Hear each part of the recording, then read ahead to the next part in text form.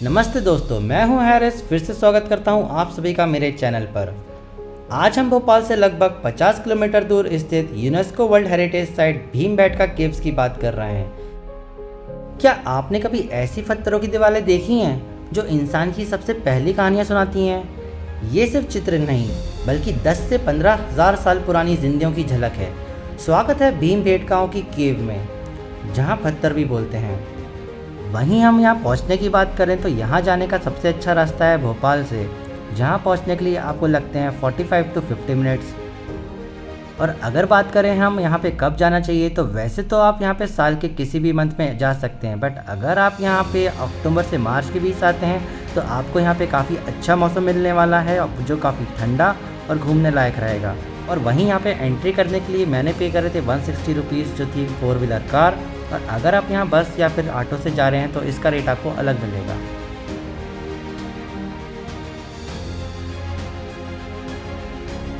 दोस्तों, वैसे तो यहाँ जाने का बेस्ट टाइम है अक्टूबर से मार्च, पर मैं गया था यहाँ पे 12 जुलाई को, क्योंकि यहाँ पे मानसून जब आता है तो भोपाल बहुत सुंदर हो जाता है। भोपाल और एमपी के आसपास का नज़ारा देखने लायक हो जाते हैं। और यहाँ बना है मध्य प्रदेश की घनी वादियों में। ये है रातापानी वाइल्ड लाइफ सेंचुरी, जहाँ प्रगति अब भी वैसी है जैसी हज़ारों साल पहले थी। यहाँ सिर्फ जंगल ही नहीं, एक ऐसी शांतिपूर्ण इलाका है और रहस्यमयी दुनिया है, जहाँ भागों का इलाका भी है और आपको जानवर भी मिलेंगे। और हर मोड़ पर एक नई कहानी आपका इंतज़ार करती है। चलिए इस अनछुए जंगल की गहराइयों में उतरते हैं। जैसे ही मैं अंदर गया वैसे ही बारिश और तेज़ होना स्टार्ट हो गई। मौसम और सुहाना होने लगा।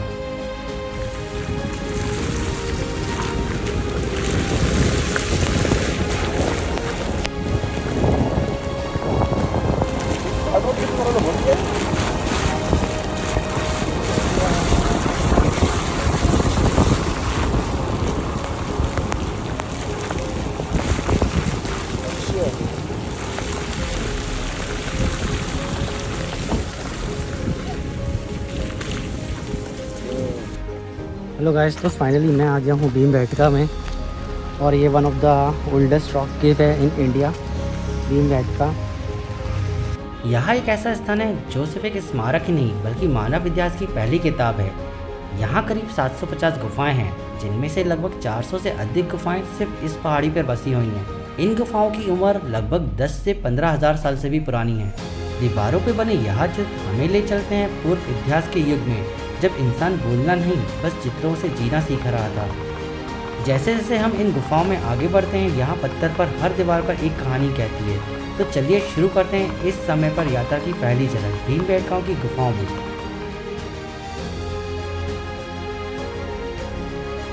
कहा जाता है 90s के दौर में एक दोपहर को एक गांववासी जंगल का जब रास्ता भटक गया था, लेकिन उसे क्या पता था वो मानव इतिहास के सबसे बड़े रहस्यों में से एक को उजागर करने वाला है। उसने जो देखा वो था पत्थरों की गुफाएं, जिनकी दीवारों पर अनगिनत चित्र बने हुए थे।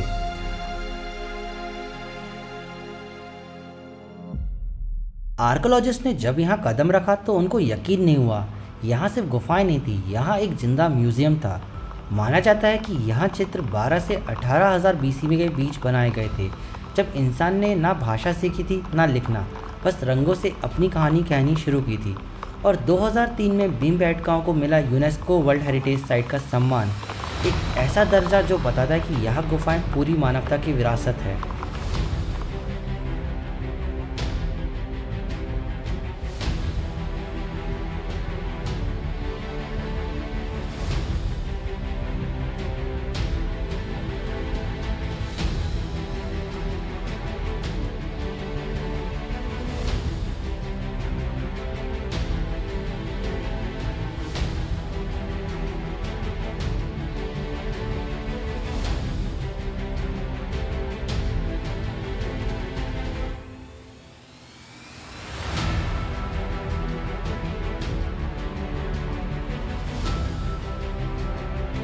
जैसे जैसे आप इन गुफाओं के भीतर कदम रखते हैं, एक गूंज सुनाई देती है। वो गूंज जो इन दीवारों पर आकारे गए हजारों साल पुराने चित्रों की है। ये सिर्फ गुफाएं नहीं है, ये इंसान की पहली कहानियां हैं जो दीवार पर बनाई गई हैं।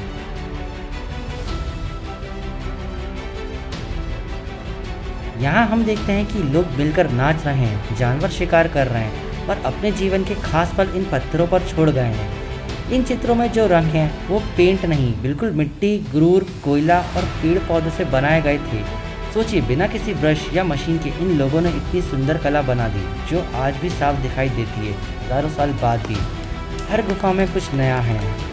कहीं शिकार की कहानी कहती है, कहीं शादी, कहीं नाच गाने की झलक। यह सब देखकर ऐसा लगता है कि हम किसी किताब में नहीं, सीधे इतिहास के अंदर चले गए हैं।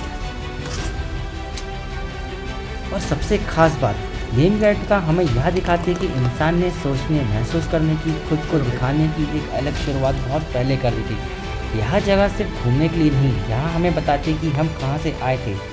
भीमबेटका एक खामोश गवाही है इंसान की उस शुरुआत की।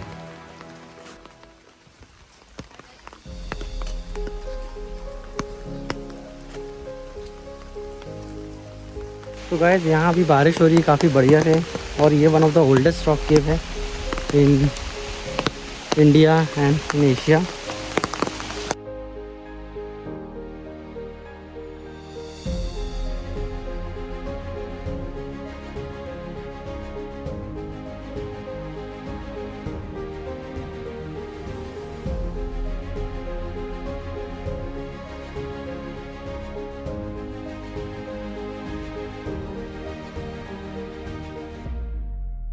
हम अभी जिस गुफा में प्रवेश कर रहे हैं वही माना जाता है कि सबसे प्राचीन और महत्वपूर्ण गुफा है जहां इंसान ने सबसे पहले अपनी पहचान छोड़ी थी। देखिए, इस दीवार पर शिकार करते हुए शिकारी, समूह में नाचते गाते लोग, हाथों में ड्रम, सब कुछ इतना जीवित कि मानो समय वहीं ठहर गया हो।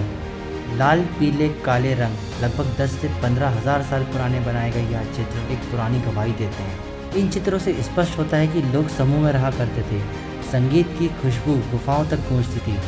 शादी के समारोह, शिकार का उत्साह बनाना, सब कुछ यहाँ एक दर्ज है, यानी मानव जीवन की शुरुआत यहीं से हुई थी। यहाँ गुफाएं चूना पत्थर की ऊंची भाषाओं पर बनी हैं। लाखों साल पुरानी यह चट्टानें आज भी वैसी की वैसी ही खड़ी हैं।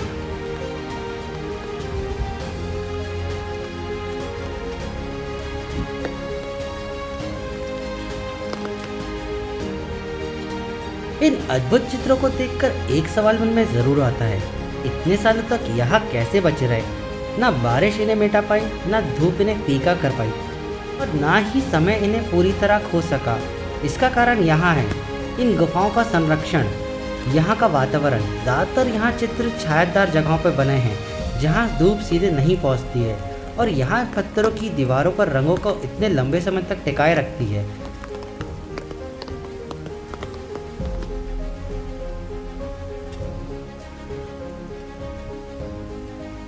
आज इन चित्रों की देखरेख भारतीय पुरातत्व विभाग करता है, जो कि ASI द्वारा की जाती है। गुफाओं के कुछ हिस्से आम पर्यटकों के लिए खोले गए हैं और बाकी के सुरक्षित रखे गए हैं ताकि भविष्य में कई पीढ़ियां इन्हें देख सकें। और वहीं अगर हम फैक्ट्स की बात करें तो भीमबेटका का नाम भीम से लिया गया है। माना जाता है कि महाभारत के टाइम भीम यहाँ रुके थे। यहाँ का सबसे पुराना चित्र लगभग 12 से 15 हज़ार साल पुराना बताया जाता है, यानी जब इंसान शिकारी जीवन जी रहा था। यहाँ की कुछ पेंटिंग में घोड़ा, हाथी और बकरी जैसे जानवरों के चित्र भी हैं। यह स्थल लगभग 2003 में यूनेस्को वर्ल्ड हेरिटेज साइट बना था। अगर आप भीमबेटका आने की सोच रहे हैं तो इसे सुबह सुबह विजिट करें, जब गुफाओं में ठंडी हवा होती है और सूरज के किरणों पर दीवारें पर बनी तस्वीरें और अच्छे से दिखाई देती हैं। यहाँ गाइड्स भी होते हैं जो आपको हर गुफा की कहानी बड़ी अच्छे से और बड़ी दिलचस्प तरीके से बता देंगे। यह फोटोग्राफी के लिए बहुत ही शानदार लोकेशन है। हर मोड़ पर आपको एक नई तस्वीर मिलेगी, और यहाँ बच्चों के लिए भी एक बेहतरीन लर्निंग एक्सपीरियंस हो सकता है। इन गुफाओं की यात्रा जितनी रोचक है उतनी ही दिलचस्प इसके आसपास की जगहें हैं। तो अगर आप यहाँ तक आएँ तो आसपास में स्थित भोजपुर का मंदिर या फिर पचमढ़ी या फिर शलकनपुर माता का मंदिर भी आप जा सकते हैं। और अगर आप थोड़ा दूर जाते हैं तो आपको मिलता है नर्मदापुरम, जहाँ से बहती है माँ नर्मदा। हर जगह की कहानी अपनी होती है और हर कहानी एक नई फिल्म की तरह होती है। दोस्तों, ये सिर्फ एक जगह नहीं थी, एक एहसास था, एक ऐसी खामोश कहानी जो हजारों सालों से इन दीवारों पर सांस ले रही है।